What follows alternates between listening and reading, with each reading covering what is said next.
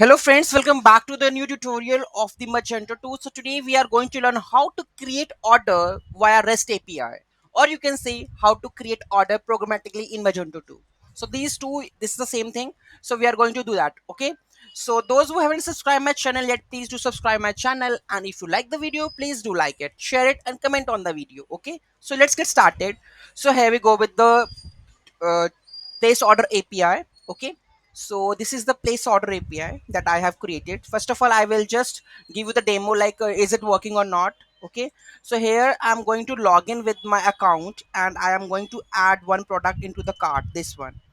Okay, so you can see that one product is added. Okay, I'm going to this one place order API and I'm going to add first of all we'll check with the sales order, right? Sales orders, right? Sales order, we have only one order, right? There is nothing. Okay, so I'm going to place, there is only one quantity here, right? One quantity. I'm going to add a place order here right now. Place order is placed with the order ID 002. Okay, so you can see that right now here, and here we can go with that order ID with 2 with the product. One quantity is already placed with the pending status, and this all thing about the handling, free shipping, money check order we have already added in the code. So let's go to the code level. Okay, so here we go with the code, right? So this is the full-fledged code that I have added. Step by step I'm going to add, show you, right? If you have any query in each and every of the part, you can just tell me. Okay, this is all are the dependency injections that we are doing for placing an order, right? So this query built from here, you can add whether the session of the customer is logged in or not. You can add the check on the behalf of it. Currently I have just passed the customer ID static. Okay, and here I am just loading the customer data from their customer account, all the items.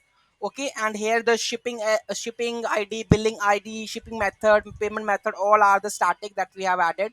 Okay, these are the checks. Okay, after the customer, we are just customer address, we are setting the user shipping ID and the user billing ID. Okay, here we are just adding the collect shipping rate, shipping method we are setting, payment method, then get the payment import data, then collect, then quote management, then submit the quote part, right?